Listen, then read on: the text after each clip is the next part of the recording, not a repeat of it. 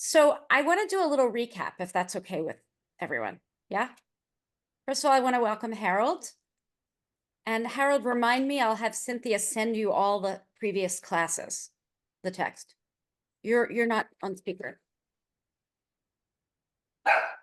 Thank you. Yeah, great. Okay. So in the previous classes, we discussed ways of having a relationship with God that we found in traditional text. So not how we are having relationship with God, but ways that our ancestors did. There were three really major ways. One is obedience, lech lecha, go and do it. And I think there's someone else trying to get in. And one was having a dialogue, right? And the other is really arguing and yelling at God. The other way that really isn't here at all is just ignoring God, and that's probably what many of those folks did. Today, we're going to explore a different kind of duality of people who search for God or are spiritual seekers and sometimes feel an intimacy with God and sometimes feel great distance. So really, we have 5 different texts, and I'm going to just foreshadow a bit and say that a life of faith by design involves moments of doubt. That's what it means to be a religious seeker. And we'll see that in our texts. Sometimes we feel like God is near, sometimes we feel like God is not there at all. Doubt is inevitable because it's impossible to prove God's existence. And we don't know how or why God works in the world. So that makes it ripe for, doubt. You can't prove it. We're going to explore how doubt is part and parcel of a life of faith. And far from being something that undermines faith, it's inextricably connected to it. So what is the role of doubt in our relationship with God is one of the questions we have in our head. What is the role of doubt? That's an overall. And how does choosing a life of faith actually mean not having conclusions, but having questions? So that's what I believe we are going to see in our texts. And we have 5 different texts. What we're going to do is maybe break up for the first 2 of them and then come back and study together. And then we'll see if we have time to continue to break up. But we haven't been together for a few weeks. So let's just at least go through and say your name. And I know this is a really hard one to do on one foot, but if you're feeling right now more of that intimacy or more of the distance, and if you don't want to answer, that's fine, but it's you feel like God's present in your life or you feel like just distant. So I am going to start, and I just happen to be at a time in the ebb and flow. I'm Angie Merrow, and I am feeling God's presence really close in these kind of troublesome days, or days that I find troublesome. Sally, you want to go? Just introduce yourself. Sally Steinberg Brent. I was praying for a ceasefire and it happened. So, in that respect, I feel closer. Okay, so that's interesting for you. Getting what the prayer answered makes you feel closer. Okay. Yes. For me, it's having things fall apart. Interesting, right? Mindy, so name, and if you're feeling a sense of God being close, intimate, or far and not able to see or grasp. Oh, you are on mute. Sorry. My name is Mindy Langer, as you said, and I would say in between. It's one of those things that I find myself, the logical side of me says, what am I doing talking to this entity or concept? And then I do it anyway. Thanks. Oh, so Myra. So you know what? Just jump in, say your name so we can, yeah, whoever. Myra, I got lost from the Zoom for a few minutes. Could you repeat the request? I will have you keep going. Okay. Well, so, Ellen Pristek, and then Eugenia. Okay, And then I have to say, I think Mindy voiced it well as the way I'm feeling. Sometimes I'm feeling like distance, and yet I still go to services, I still pray, and I still think about God. So I'm kind of on the fence. yeah, okay, Eugenia, Rachel, Judy, one-line answers. Okay, Eugenia, and no problem. And I would echo the on the fence. Many days or weeks have been, kind of that distance, but presence of family or community sort of counters that. Okay, Rachel, Judy, Mike, Gila, then Harold. So Rachel, Hi, my name is Rachel, and I feel the presence of God. That's great. Judy, I'm Judy, and I also relate very much to what Mindy said. I pray. I go to shul on Shabbat, and right now I feel so much terror at what's happening in our country and in Israel that the fear is just overwhelming everything else right now. yeah. Thanks. Mike, Gila. Mike first. Can I bring something in that was not on our materials? That I think, Okay, Mike, but we're just doing this as an introduction. So one thing. okay, I'd like to, Viktor Frankl with his theory of logotherapy and his book Man's Search for Meaning, which I would have called Humanity's Search for Meaning, is very important about what you're talking about. Okay, and important to you. That's good. And I am Gila, a believer after everything I've been through, especially. great. Gila, Well, I'm Gila, and I really, really want to feel God presence, but I really don't know what does that mean. great. Harold, then Suzanne. Okay, I'm Harold Heft. I don't know how to relate to the question at all because Is it your first class? God is not something that I feel the presence of one way or another. Perfect. Suzanne. So I'm Suzanne, and I feel the presence, but sometimes I'm struggling to have it pronounced, if that makes any sense. It does. Melissa and then Ron.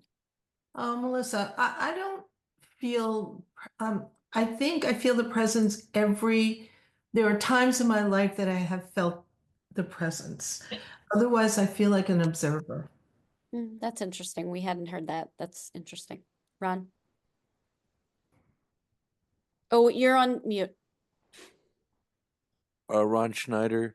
Yes, I feel the distance. I'd like to feel the presence, but no, great intimacy with the distance. Yeah. All right, so we're gonna get in. Is everyone gone? Yeah, we're gonna get. Hi, Judy. This is Judy Shapiro. Welcome. It's good to see you. Thank you, Rabbi. Great to see you. The first text that we're gonna look at is from. Did everyone get the text today? Yes. Look at them. The first text is from Shir Shirim, or Song of Songs. It's the one book in the Tanakh that many people question why it's there. I don't. It is the height of allegory. It was meant that way. If someone wanted to write about love between two human beings, it wouldn't have ended up in the Bible. This is about two lovers, and these two lovers are in a relationship. And those lovers, one is God and one is the Jewish people. So this text, we're going to be in chapter 5 of it. Oh, we didn't do Lasok B'divrei Torah. Baruch Atah Adonai Eloheinu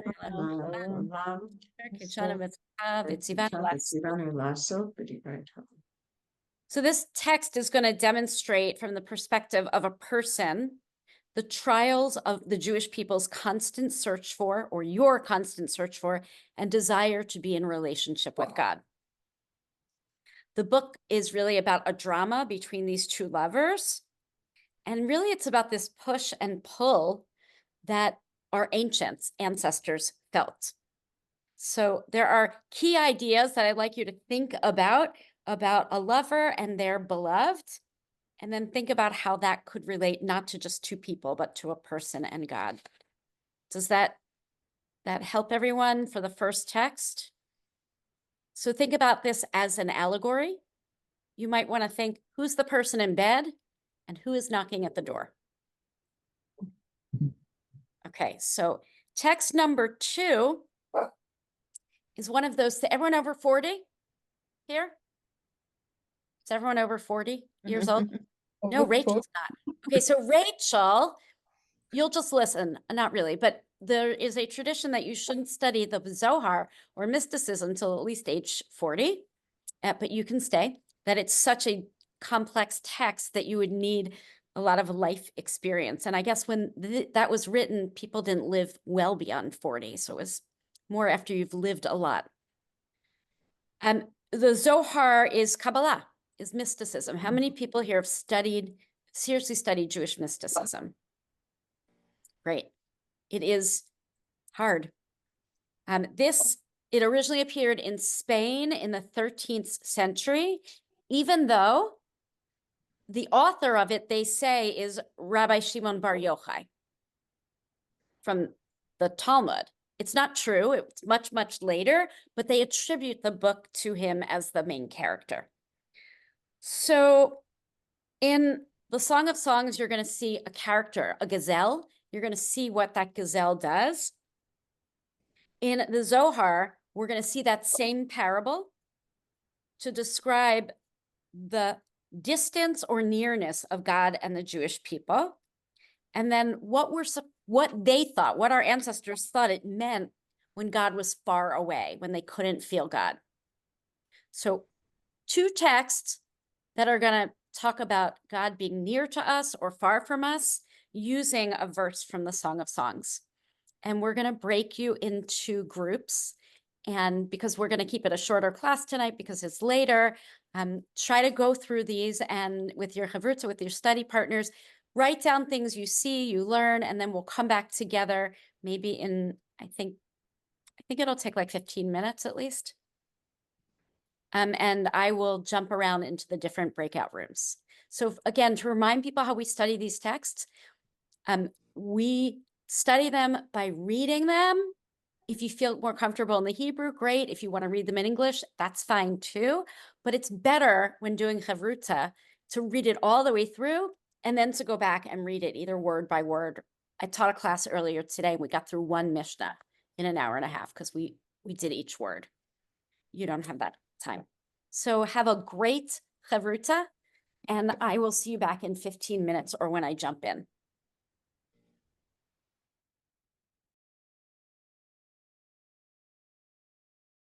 So first of all, I know it was quick. Did you find the text interesting? Yes. Okay, so let's start with the allegory of Shir Shirim.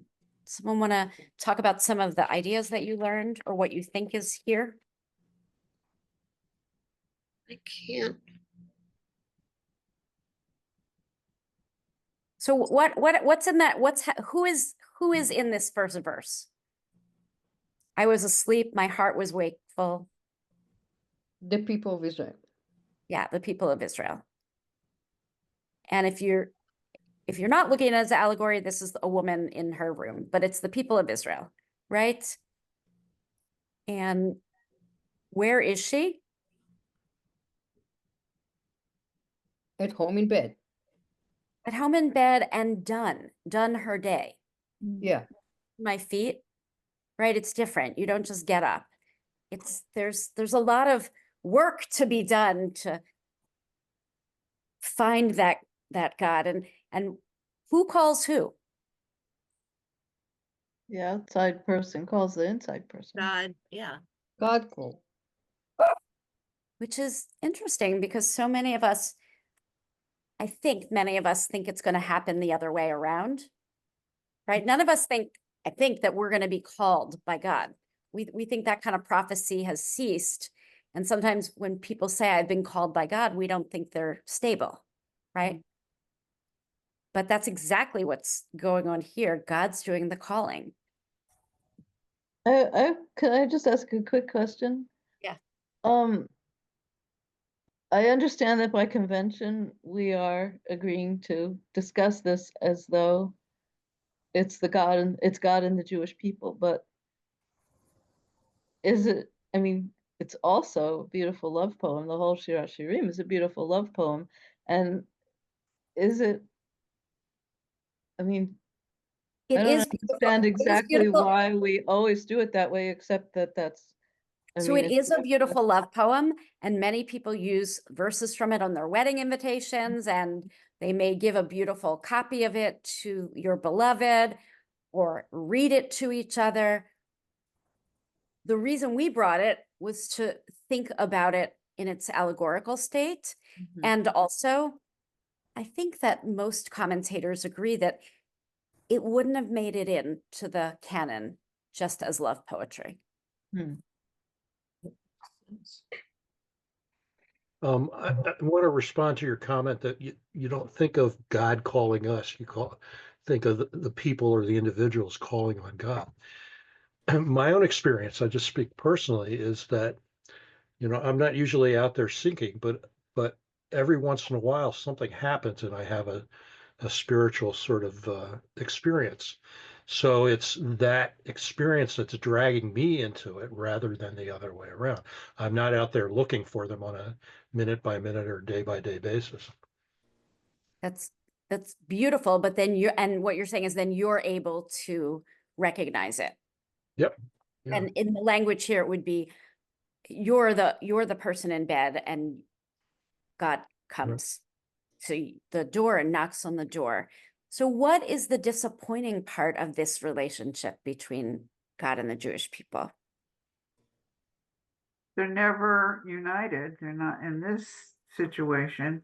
They're Not consummated. separate. They're never on the same schedule, right? They're never on the same schedule. He's looking for her and she's already in bed or already in the diaspora. He's looking, right?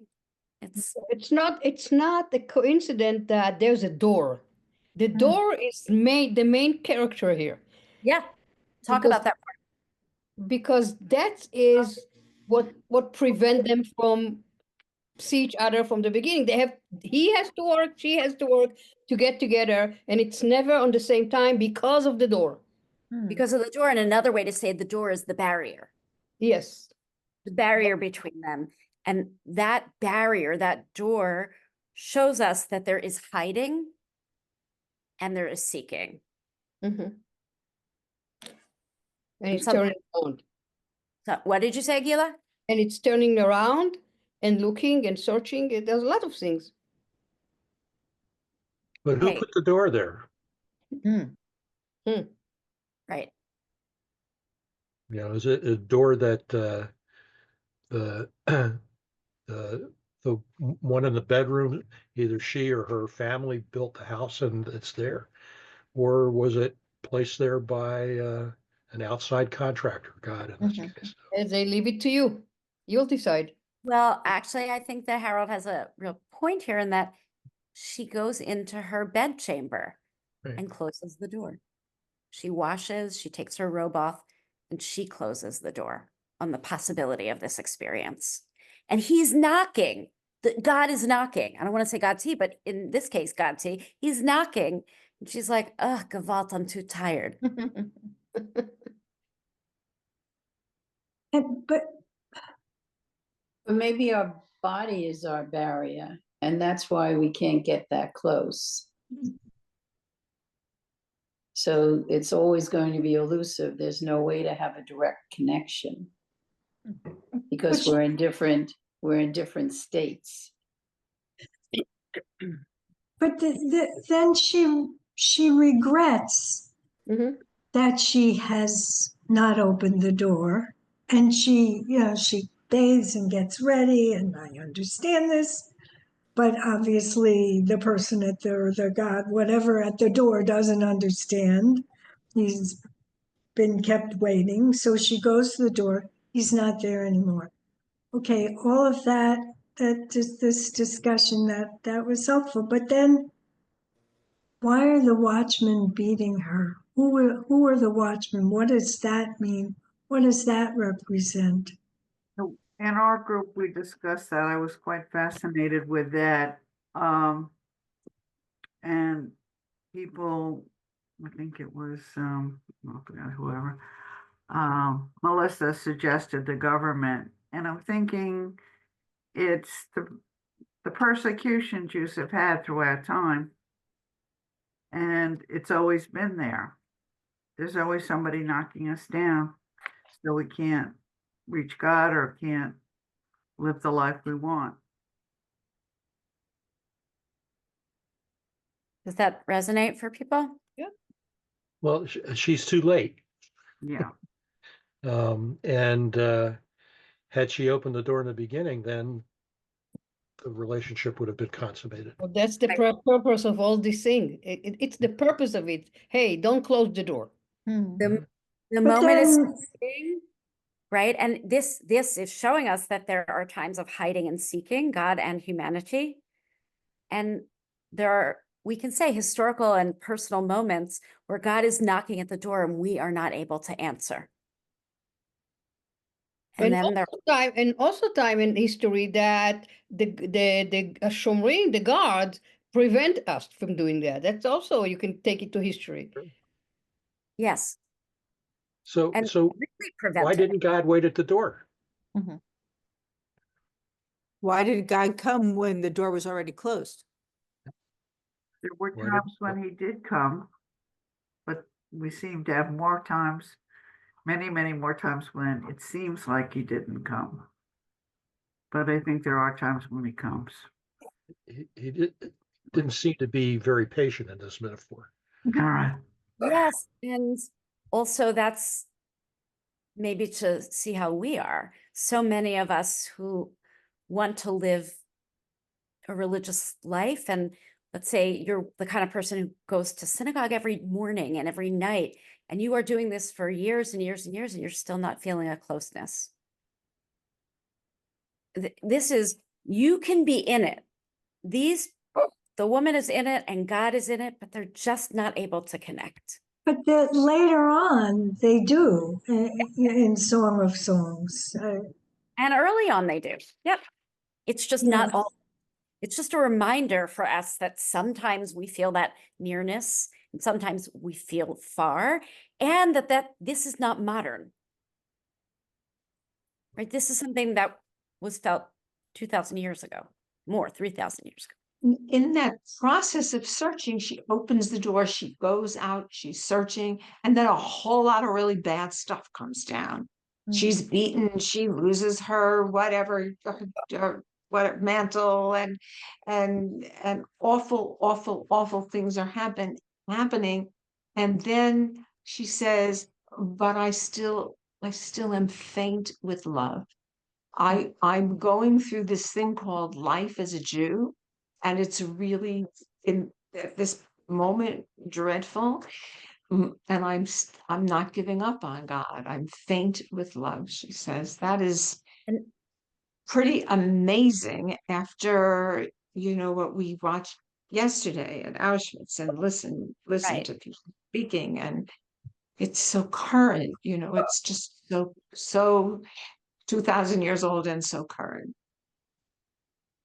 Anyone else want to comment? I feel like it's a story of the relationship that you read in the Torah, that the people had with God. Sometimes they doubted God, they questioned God, and sometimes they loved God. And it's almost as if this is telling that story of the story of the relationship we have with God. But in a way that many people, I mean, I don't want to ask you personally, but maybe some of you have been in a situation of unrequited love in your life. And then then the other partner is ready and you've moved on. Let's go to the Zohar because we don't have so much time and we have 3 more texts after this. Is that okay? I Unless think anyone Judy has. Shapiro had a question. Judy. And no, what just keeps going around in my mind is Rachel Goldberg Pollen.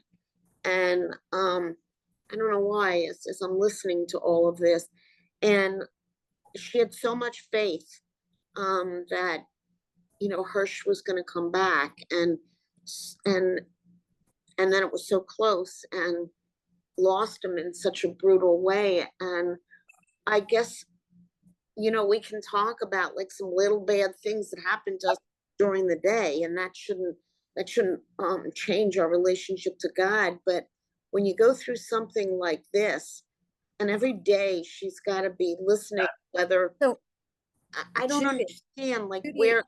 right. So look, I don't understand it either, but look up in Times of Israel. She has a blog post from last week when the first round of hostages came home, and it talks about her faith. And I think that you will, any of you, if you want to read a modern take on how this woman continues to live a life of faith. Say again where it is. Rabbi, you In know, Times of Israel. And it's on her blog, Rachel Pollen Goldberg. okay. Okay, so let's go to the Zohar. The Zohar, this beautiful mystical document from 13th century, but but taking place at the time of the Talmud. So what do they do with the gazelle or the deer? Who's the gazelle? God. God. Yeah, and what does the gazelle do? Runs away, but looks Run. back to check on where he was. It was. Checking whether he's being followed, Yeah. whether he's left people behind, whether they're still in the same forest, you know. Yeah. Were there I things? find this a much better allegory than Song of Songs. Yep. Well, this is actually, and it's based on a Song of Songs. Yep. But not the part that we read.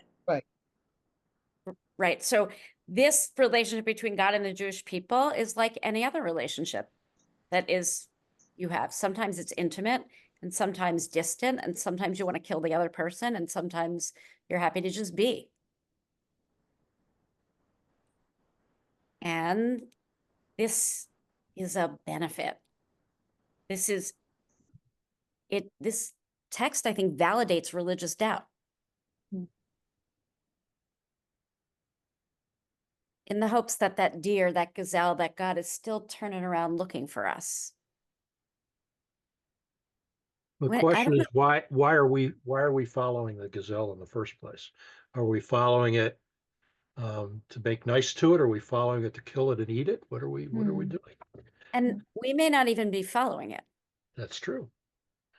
I mean, I don't know that it, the gazelle is I don't think it's about us. It's about God, and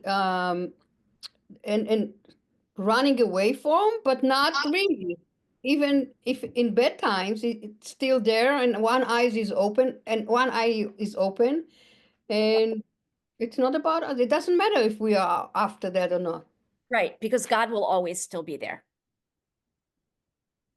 The gazelle is always going to turn around and look for us. Even if we're not there. Even if we're not there, even if we're not people of faith. All right, I'm going to move on unless you want to stay. So we are jumping to the 20th century. Zelda, I'm sure many of you have studied poetry of Zelda before.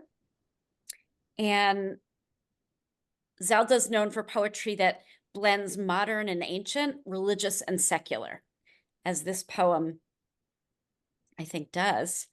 And really speaks about the nature of faith. Would somebody be willing to read it in Hebrew so we just hear how it's supposed to sound? I will read it. Thank you. יש מי שחושב כי אם האדם הוא דתי, הרי אמונתו כמונחת בקופסה. ואין מבינים כי יום יום צריך המאמין לחדש את אמונתו. Right, so I wanted you to hear, even if you don't understand each word, hear how the words sound the same and are, they play on each other. Okay, so now would somebody read it in English? There it is. Give me a second. I'm gonna put her in the other room. Gonna hate it, but honey, nope, she's not. I can't catch her. I think she's totally enraptured by the class. Yeah. You asked her to read it, she did. Annoyed. Okay, can somebody read this beautiful poem? Sure. There are those who think that if a person is religious, then their faith, as it were, sits in a box. They do not understand that every single day the believer must renew their faith.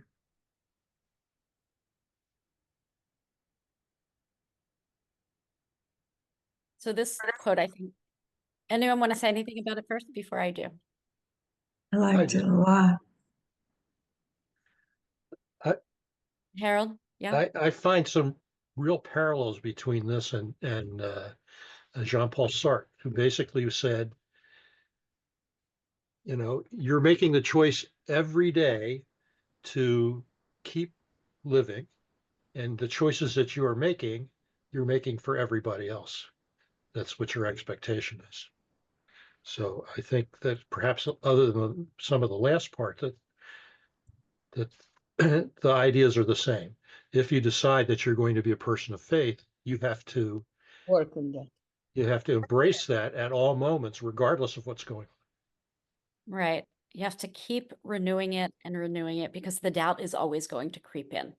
And then, by the way, one may say, well, if there's so much doubt, why believe? That's a fair question. Fair. Because it's too scary not to, maybe. So in Zelda is just reminding us that she's telling her all the secular folks, it's not that religious people have it all. It's that religious people each day may question, right? Sometimes I make the mistake even of seeing my ultra-Orthodox friends, people I know, and I'm like, oh, they are fully faithful all the time, but they're not. When you actually sit and talk to them, they have doubts. But they, as Harold just said, they choose. They choose to be in it. And I think what Zelda's saying is that if you want to choose a life of faith, it's not stable in a box that you can wrap up. It's dynamic and it moves and it has to be tended to. Anyone else? What do you think? One of the things I liked about this is nobody has it easy. It doesn't come easy to some people, easier to some people. Maybe it does.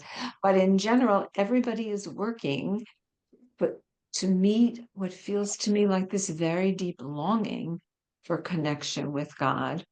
And that Zelda, who lived an Orthodox life, is saying, it's not true that it just comes to us and then we go about living our life with this beautiful faith. We work Right. for it, just like you do. And so many people today would say, well, those religious people, everything's black and white. It's can or low, yes or no. And she is saying, no, there is gray and doubt in our lives as well. Anyone wanna add something? Yep. Janet, did you want to say something? Okay. Should we jump over to the boober? I just wanted to say that the very religious, their behavior is the same, even though they may be having a moment of doubt.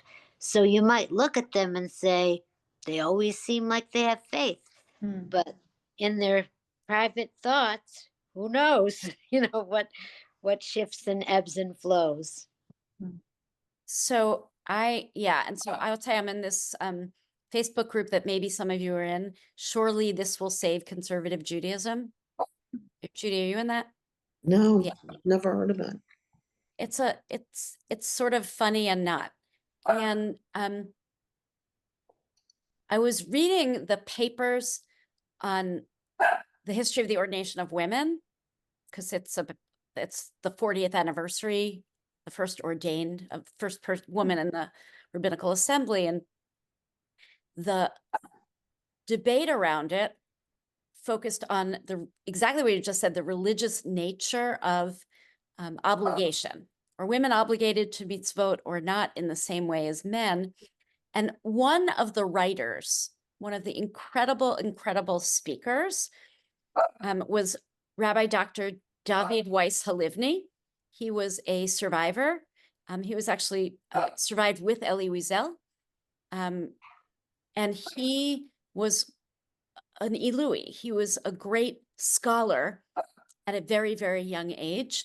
And he taught at the seminary at JTS. He left over the ordination of women, but he wrote an impressive, beautiful paper on it, which I have a copy if anyone wants to read it. By the way, his granddaughter went to Princeton and taught for us 3 years ago.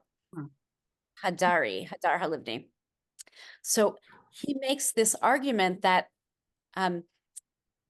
if we were living in a world where all of us were observing mitzvot all the time, Laura, right? Then we could have a discussion about women and obligation and the faith that comes from behind that. But you are not, basically he said, your generation is so far from leading a religious life. Work on faith first. Get your synagogues filled with people, and then we can have the conversation about women. I have a question. Yeah. In your opinion, is what? In your opinion, a religious person and a faithful person is the same? You have to be religious to have faith? I don't think so. I don't think so either. I don't think so. So that kind of, this song make no sense to me. The poem makes no sense? Poem.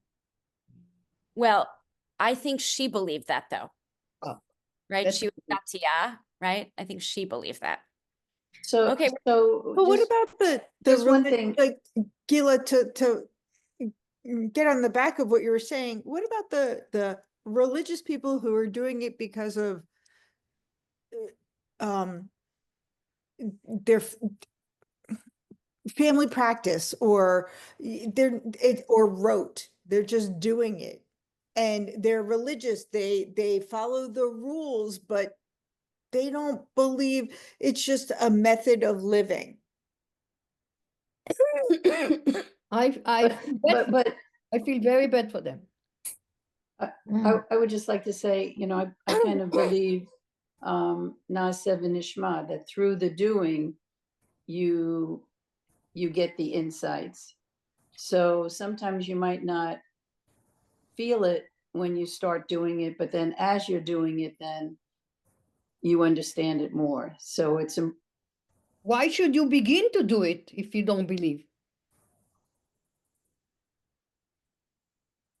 Unless it's a desire to eventually feel it, like fake it till you make it. Because you want to jump in and have a relationship with God in a way that was similar to your ancestors.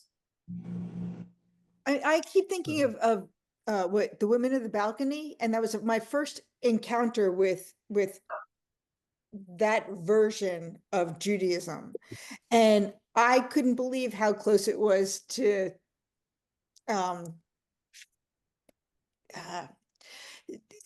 Christianity in certain ways, and I did not feel any of them felt the ruach. I felt that they, so I want to move on to the next text because I think that it speaks directly to what you're asking, Gila.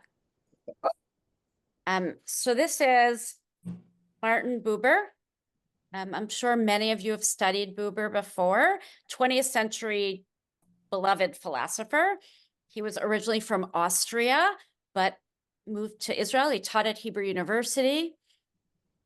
And he was a scholar of Jewish mysticism, and also he collected Hasidic tales.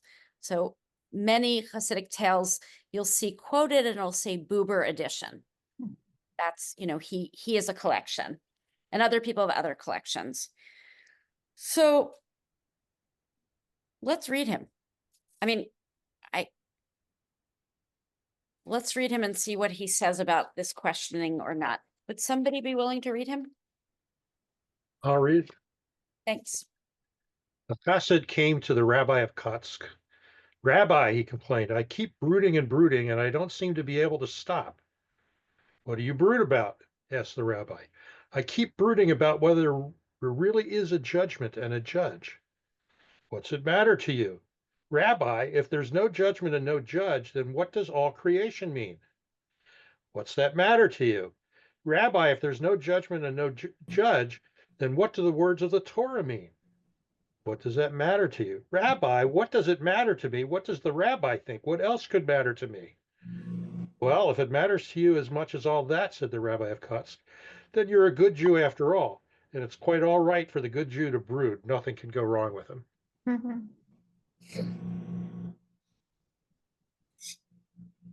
Anyone want to say his point in different words? Even a chassid can doubt. Well, okay. How about like questioning is sometimes more Jewish than blindly believing? And not knowing can be an important driver. When I think about Gila's question, why would you even start?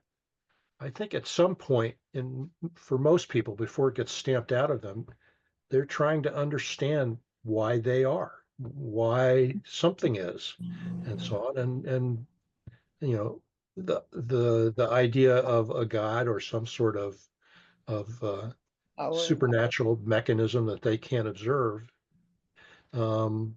is one way to try to approach those questions. Perfectly valid way to try and do it. And as you said, Harold, much more natural for children than for us. We get it beat out of us. There are a good number of books that talk about the spiritual life, Cole's The Spiritual Life of Children. It's that curiosity that has not yet been beaten out of you. You're not a cynic yet. I hate You're not just a sheep at that point.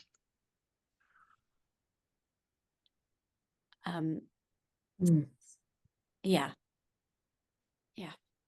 Anyone have anything they want to add before we go to this most difficult of all books?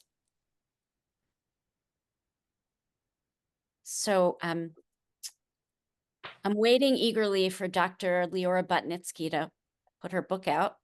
She's in the process of writing a book of Kohelet, and last Sukkot she came and spoke to us, did parts of it. So the Ramban, does someone want to? So he is also 13th century. You want to do a little bit of it? Anyone new reader hasn't read before?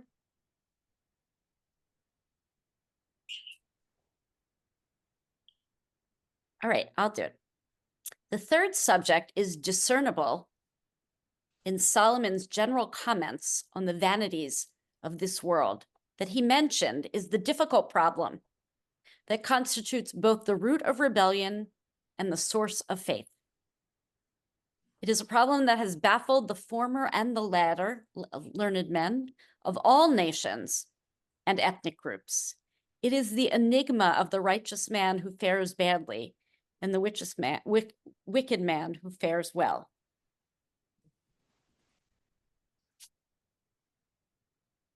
What's he saying?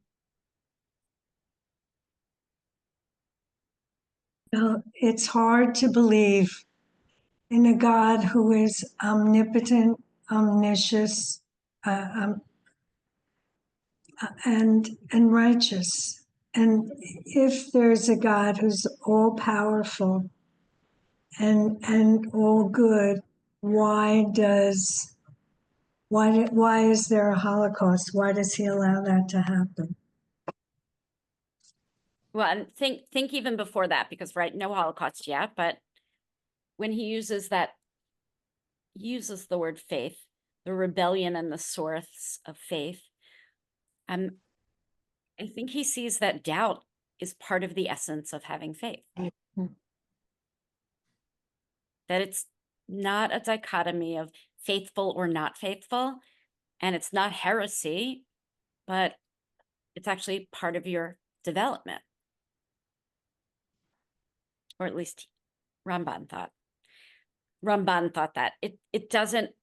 Faith doesn't mean having all the answers. It means continuing to struggle with the questions. Continuing to ask the questions. Does anyone want to say anything, comment anything, add anything? Just something that also is striking me, that like it doesn't have to be an all or nothing, or that every day that you wake up you have to have this full feeling. I mean, sometimes it's like Kevin Kavanagh. It's it's Translate for people. well, just of having that deep faith, but sometimes it's just sort of doing it to go, like every time you go to shul, you don't have to have this great feeling, but it's important because we're commanded to daven, and we should go to shul. But if we walk out of shul on a Shabbos and we just didn't feel this great emotion, say, okay, but you did it. You did the keva, and you did that, and so you didn't have that glory. It doesn't mean that you just give up on your faith. Well, it's part of the faith to sometimes be questioning. By the way, everyone, you're all using that one mitzvah that is like, oh, do you come to shul or don't you? And I don't think that that is one of the major decisors of if someone is faithful. No, I don't either. I was just taking that on a kind of basic thing of. Yeah, I wanted to make sure that Gila had asked that I don't think people of faith necessarily have to be people who believe in the way that the rabbis interpret any given law. They may have faith in God, or you may have faith in God, but not in the rabbis. I don't mean me rabbis. I You mean, then religious or no? So what? Are you then a religious person or not? You get to decide. This is an age where you self-define, right? I define myself as religious, and I sometimes think that the people who are sure of themselves all the time, I don't know that they're so religious. I mean, I don't care. I don't care about the labels. So years and years ago, a Catholic person had said to me, because I guess I said I didn't believe in heaven and hell, and they said, then why do anything good? And it was like a shock to me. It never even occurred to me that you needed to have that fear of heaven or hell in order to do something good. I mean, I was always taught the reward of the mitzvah is the mitzvah itself.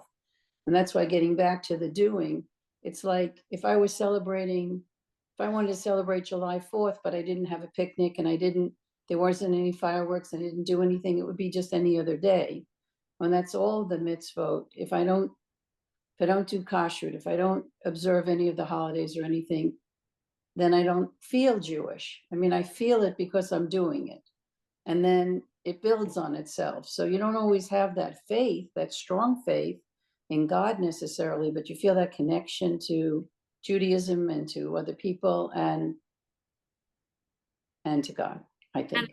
I'm very glad that, Janet, when you talked about it, you spoke in the first person, because I would imagine that is not everyone's feeling on this Zoom. Some people it is, some people it isn't. One of the great things about Judaism and being part of the Jewish people is we don't have a litmus test of faith. You're still part of the Jewish people. You believe, you don't believe, you practice, you don't practice, you're part of it. I live my life the way you live your life, but not everyone does, and that's okay too, right? By the way, but then they do other things that make them feel connected. I mean, it doesn't have to be. A secular Israeli who believes that their mitzvah is to settle the land of Israel and defend the land of Israel. That's their mitzvah. Or people that used to work in the food pantry that I ran. That's all they did. They never came to shul, but that was how they expressed their faith. By the way, next week, it's about faith and encountering ethics. Encountering what? Ethics? Yes, ethics. So I want to first say thank you. I will get next week's text to you earlier. And I also want to, it was just a hard week for lots of us, right? Yeah. I want to also, as we did last semester, I am absolutely willing to end the class now and stay on for anyone who wants to talk about how you are feeling about the world in the United States right now, the world in Israel, whatever. I'm going to just stay on for a little bit. And those of you who want to just go and have your Can evening. you just do a distinct ending so that when I eventually get around to editing this and putting it up, it has that, and then I'll end the recording. Right. So I think that if I were to list the values of these 5 texts, a life of faith is not simple. And it's a dynamic process that waxes and wanes. And doubt is part of a life of faith. Or as doubt, I think, not just doubt, but not knowing. If you're interested in the questions, but you don't know, that's a life of faith. And you can sincerely doubt and be truly a deeply faithful person because you're engaging with it and struggling with it, if you're doing that sincerely. And our ancestors have done that, as we saw in those texts. Sometimes, the Jewish people didn't want to get out of their cozy bed and they were already showered and bathed. The process of faith is dynamic and it includes doubt. And each of us will, what is so interesting, especially for those of you who are with partners, you may not be on the same faith place where they are at any given time. And that is interesting to support each other. So thank you. And I'm ending this session and thanking you all for agreeing to come an hour later.